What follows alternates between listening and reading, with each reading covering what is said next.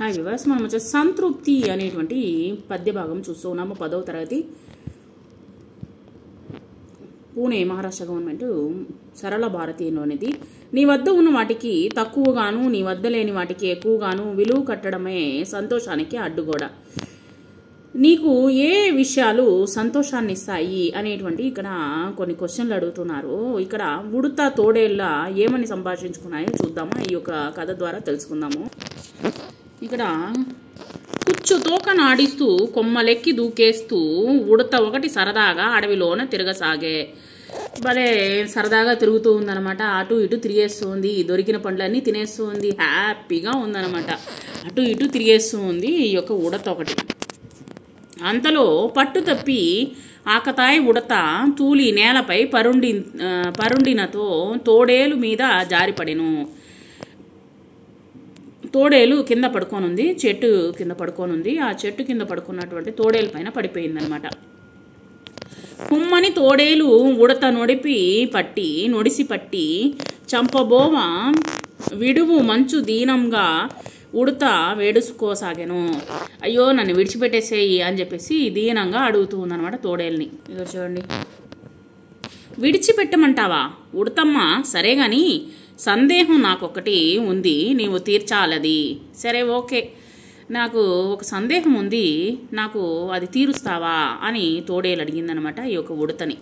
ఏ వేళను నిన్ను చూసినా ఎంతో సంతోషముతో అరుచుచుండు వెగురుచుండువు, అది ఎట్లా సాధ్యమయ్యే అని చెప్పేసి అడుగుతుందనమాట. నేను ఈ చెట్టు కిందే చాలా రోజుల నుంచి పడుకోంటే నిన్ను చూస్తూనే ఉన్నాను, నిన్ను అబ్జర్వ్ చేస్తూ ఉన్నాను అనమాట.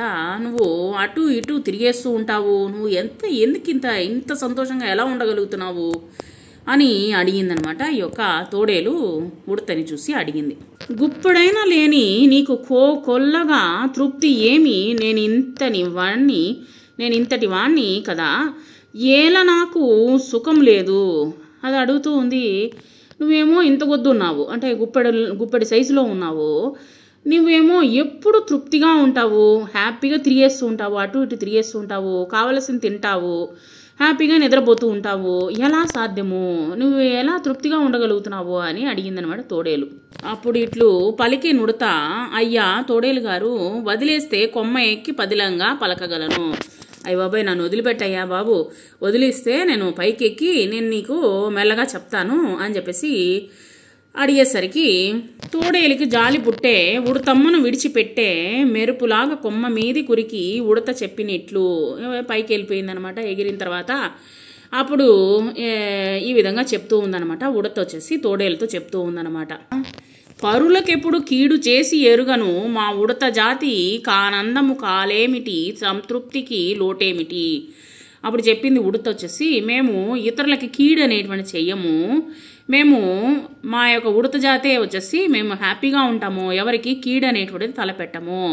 సో అందువల్లనే మేము ఆనందముగా ఉంటాము, అందువల్లే మాకు సంతృప్తి అనేటువంటిది, లోటు అనేటువంటిది ఉండనే ఉండదు. హ్యాపీగా ఉన్నదాంతో సర్దుకొని పోతూ మేము సంతోషంగా కాలం గడుపుతాము అని చెప్పేసి మనకు ఇక్కడ ఉడత అనేటువంటిది ఒక మంచి నీతి పాఠాన్ని మనకు చెప్పింది అనమాట.